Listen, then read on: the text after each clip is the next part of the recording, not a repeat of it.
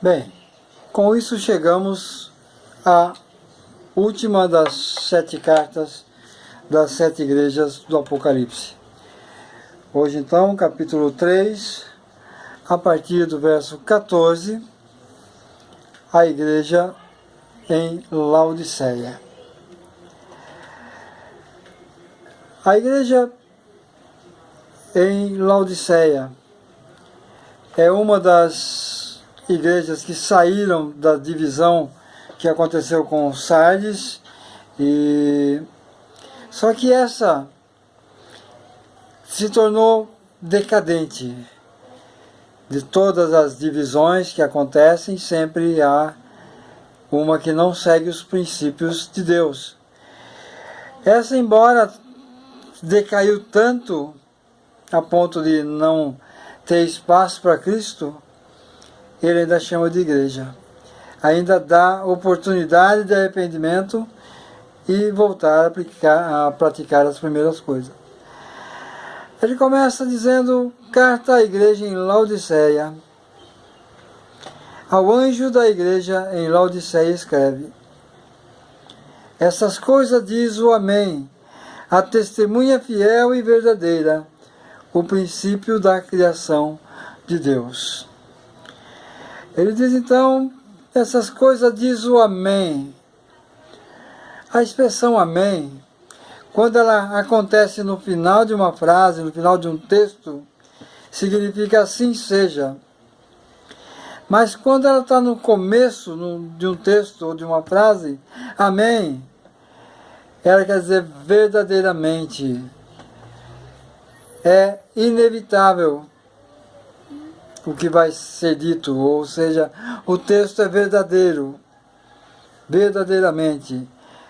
Não é um assim seja, assim será. Ele diz que ele é a testemunha fiel e verdadeira. Testemunha fiel e verdadeira. A testemunha, muitas vezes ela pode ser infiel no que está dizendo, e a testemunha também pode ser falsa. Mas Cristo é a testemunha fiel, é aquele que não muda o seu falar. A justiça muitas vezes interroga um suspeito ou uma testemunha, muitas vezes, e quando é mentira ele cai em contradição. Mas Cristo não contradiz a sua palavra, ele é testemunha fiel e é verdadeiro. E ainda nesse versículo ele diz que ele é o princípio da criação de Deus. Então tem muita doutrina em torno dessa expressão, que diz que ele é o primeiro homem que Deus criou, e ele não é Deus, ele é um anjo, alguma coisa que Deus criou, um homem, um anjo, que Deus criou primeiro e depois criou todas as coisas. Não é isso que o versículo está dizendo. Ele é o princípio, ele é a origem da criação. O texto a Bíblia diz que nele foi feito todas as coisas, e sem ele nada do que foi feito se fez. Ele é o princípio de todas as coisas, ele é a origem de todas as coisas, ele é o criador da vida.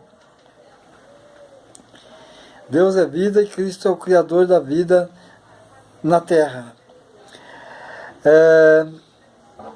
O Senhor, como em todas as outras cartas, ele diz: conheço as tuas obras. Ele conhece porque era aquele que anda no meio dos candeeiros. Lembra da primeira lição? Ele anda no meio dos candeeiros de ouro. Embora uma igreja muito decadente, é candeeiro de ouro. Ele diz, versículo 15: conheço as tuas obras, nem és frio nem quente. Quem dera fosses frio ou quente. Existe uma doutrina em torno disso aqui também, que diz que, quando ele diz que é quente, seria bom. Mas se fosse frio, poderia ainda se arrepender e voltar. Não é isso que o texto está dizendo. O texto está dizendo que quem dera fosse frio ou quente. Então, é positivo tão ser quente como ser frio. O que ele não aceita é que seja morno. Vamos ver no versículo seguinte. O que ele está querendo dizer com quem dera fosse frio ou quente. A igreja em Laodiceia, a cidade de Laodiceia, ela tinha vizinhas, cidades vizinhas, Colossos, aproximadamente 14 quilômetros a leste, e uma cidade chamada Hierápolis, aproximadamente 9 quilômetros a norte. A cidade de Laodiceia ficava num vale, chamado Vale do Licos. E essas duas cidades, Colossos, parece que Paulo escreve uma carta a Colossos, e ele escreve também uma carta à cidade chamada Hierápolis, que não entrou na Bíblia, não foi encontrada talvez. Mas ele faz menção, quando ele escreve aos Colossos, sobre a cidade de Hierápolis. E também menciona Laodiceia, que ele também escreveu uma carta para Laodiceia. Também essa não entrou na Bíblia, não sabemos porquê, se não foi encontrada, ou se não houve necessidade. Mas tinha então essas duas cidades no ponto mais alto e Laodiceia no vale. Colossos era muito conhecida por causa das suas fontes de águas frias, águas geladas. E Hierápolis era muito conhecida por suas fontes de água quente. Então Colossos era muito procurado pelos viajantes que passavam, iam lá para se refrescar, saciar a sede. Ao passo que Hierápolis era procurado por pessoas que tinham doenças reumáticas, dores nos ossos, doenças que talvez causadas pela idade, se banhar nas águas quentes, dizem que melhoraria as suas dores. Agora veja o contraste. Colossos, águas frias, o Senhor diz, quem dera fosse frio, procurada pelos viajantes sedentos, era uma condição que a igreja tinha que ter para saciar a sede daqueles sedentos de coisas espirituais. Laodiceia não tinha isso. Ou que ele fala, quem dera fosse quente, como as águas de Hierápolis, para curar os enfermos espirituais que não caminham bem. Essa é a situação ali que Deus coloca para eles. Quem dera fosse frio ou quente. Versículo 16, ele diz, porque és morna, nem quente nem frio, estou a ponto de vomitar-te da boca. A água morna era o encontro das águas quentes de Hierápolis, o encontro das águas frias de Colosso, e ali as águas eram mornas. Não tinha condições para a vida, nem peixe tinha ali, porque as águas não eram sadias. E a situação da igreja também não era sadia. É uma água repugnante que não dá nem para beber, que se você pôr na boca você acaba vomitando. Era a situação de Laodiceia. Versículo 17, a igreja também dizia, pois dizes, estou rico, abastado, e não preciso de coisa alguma, nem sabes, o Senhor fala que tu és infeliz, sim, miserável, pobre, cego e nu. Era a situação deles espiritualmente. Mas, posicionalmente, materialmente, eram ricos. Em torno do ano 60 depois de Cristo, a cidade sofreu um terremoto que destruiu a cidade. Eles se reergueram sem ajuda humanitária, sem ajuda de Roma, que estava no poder na época, com recursos próprios. Se reergueram e estavam ali. Por isso, somos ricos, abastados, não necessitamos de coisa alguma. Mas o Senhor disse, não sabes que és infeliz? Sim, miserável, pobre, cego e nu. É a situação da igreja. infeliz, não tinha a alegria que Deus proporciona. A alegria era simplesmente ocasional da situação que vivia.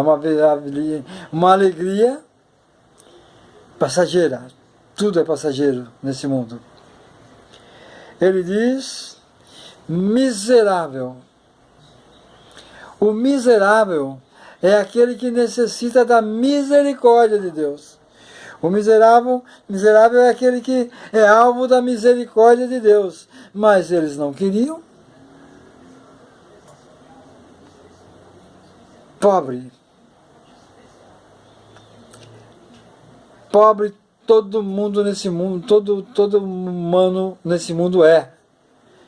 Independente de quanto de valor financeiro ele possui, ele é pobre por não ter Deus. Deus é riquíssimo. E se ter Deus como Pai, toda a riqueza desse mundo não vale nada. Somos herdeiros das riquezas de Deus. Cego. A palavra aqui é míope. O míope, ele não enxerga muito além do seu próprio nariz e do mais as coisas ficam todas embaçadas. Eu tenho miopia, eu sei que é isso. E ele diz, nu. O ser humano é nu nesse mundo. Pode estar vestido com as mais finas roupas, se ele não tem Cristo como o seu revestimento. Para Deus ele está nu. Paulo fala que vigiai para que quando o Senhor voltar não o ache nu. Aí tem muitas doutrinas aí que diz que o cristão não pode tirar roupa nem para tomar banho. Que se o Senhor chegar na hora que ele está tomando banho pelado, ele fica. Não é esse nu que a carta que o Senhor está dizendo. É sem estar revestido de Cristo. Mas o Senhor é misericordioso. Versículo 18, ele aconselha. Aconselho-te que de mim compres ouro refinado pelo fogo para enriqueceres, vestiduras brancas para te vestires, a fim de que não seja manifesta a vergonha da tua nudez, e colírio para ungires os olhos, a fim de que vejas. As coisas que Deus nos proporciona, a gente costuma ouvir que é graça, é de graça. Aqui o Senhor está aconselhando eles comprar. Porque na situação que estavam, há um preço a pagar. É condição de renúncia, é se voltar a Cristo. Isso é arrependimento, mudar a condição, mudar de comportamento. É um preço a pagar. O Senhor fala ouro refinado pelo fogo para enriqueceres. Ouro, quanto mais se coloca no fogo, mais puro fica. O Senhor quer dar a eles o mais puro ouro. Ouro aqui é a vida de Deus, a glória de Deus, estar posicionado impecável diante de Deus. O Senhor dá para aquele que está disposto a pagar o preço. Ouro puríssimo. Ouro puro é a vida de Deus. Sempre que aparece ouro na igreja, está relacionado com Deus. O que Deus é, o que Deus tem, o que Ele representa. Se enriqueça com o ouro refinado, que é o nosso Deus. Vestiduras brancas para te vestires. As vestiduras brancas A Bíblia diz que são os atos de justiça dos santos. Tem que haver arrependimento e se voltar a Deus e praticar atos de justiça. Senão, não vai estar vestido quando o Senhor voltar. Vestidura branca. Branco é pureza, é santidade, é estar de pé na presença de Deus sem precisar temer ser fulminado pela glória de Deus, quando estamos revestidos de Cristo, com morte, com vida, morte e ressurreição. É isso que Cristo é para nós.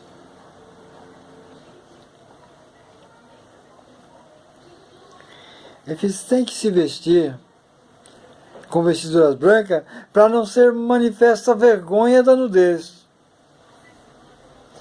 Que o homem sem Deus, o homem sem Cristo, tudo que ele faz, na maioria das vezes, ele manifesta as suas vergonhas.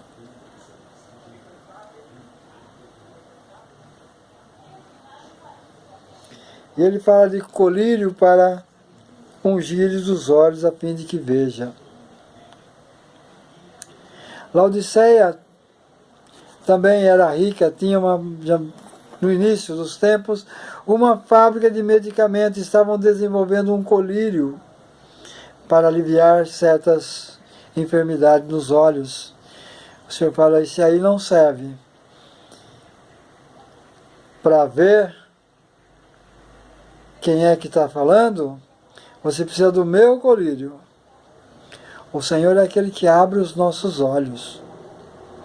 Ele curou um cego, simplesmente cuspindo no chão, fazendo lama e passando nos olhos do cego. É o princípio da criação isso aí. O homem foi feito assim.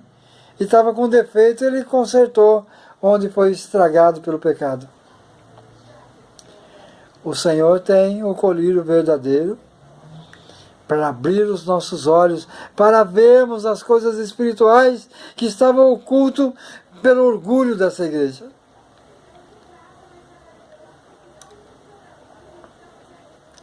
Tudo isso que o Senhor falou aí, falando para ele se arrepender, dura a palavra, mas ele não falou isso como aquele que vai castigar.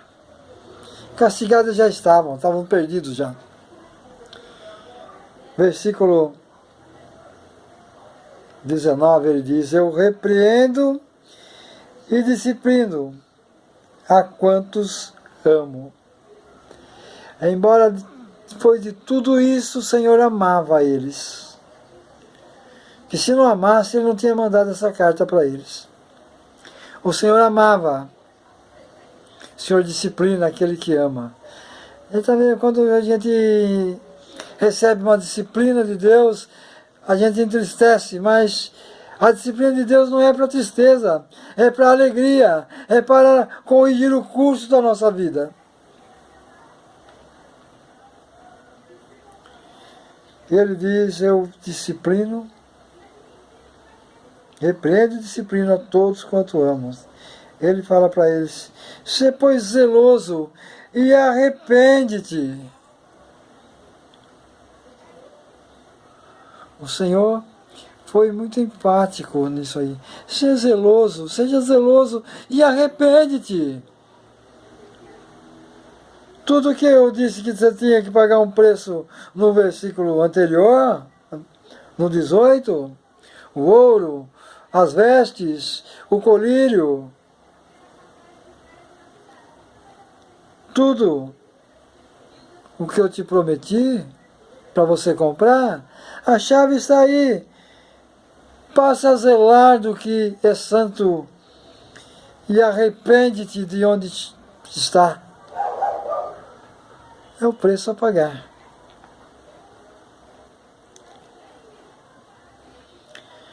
O Senhor se aproxima agora e diz, eis que estou à porta e bato. Se alguém ouvir a minha voz, abrir a porta, entrarei em sua casa, e cearei com ele, e ele comigo. Senhor está batendo a porta. Essa não é a porta que ele mencionou para Filadélfia. Ponho diante de ti uma porta aberta. Essa porta foi estabelecida pela igreja de Laodiceia para manter Cristo do lado de fora. Hoje o homem constrói templos, até a ousadia de dizer templo de Salomão, com 12 portas, e estão fechadas para Cristo. Demônio entra de montão. Todo dia, todo culto, estão expulsando os demônios que entraram por essas 12 portas. Mas Cristo ali não entrou. O Senhor está batendo na porta. E ele fala para essa igreja, olha,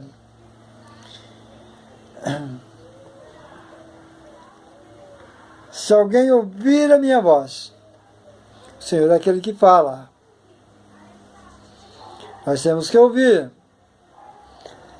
e abrir a porta. Nós estabelecemos e fechamos por dentro. Temos que abrir. O Senhor não invade como Satanás faz.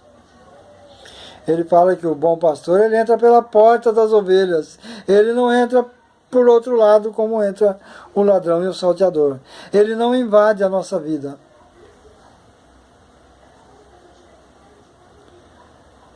Ele entra se você abrir a porta. Veja que se a porta não está fechada por dentro, o Senhor não vai arrombar, de maneira nenhuma. Ele vai continuar batendo ali, até que a paciência de Deus esgote. Porque tudo para Deus tem uma medida. Quando a medida transborda, não tem mais chance. Ele fala, se alguém ouvir a minha voz, abrir a porta, entrarei em sua casa. Porta aberta, ele entra. Diz que o inimigo, se ele encontrar uma frestinha na sua porta, ele usa sapato bico fino, ele enfia o bico do sapato ali, aí você não fecha mais, aí ele entra. O inimigo faz isso, Cristo não faz. Espera a porta aberta totalmente. Ele entra. E ele fala, entrarei em sua casa, cearei com ele e ele comigo.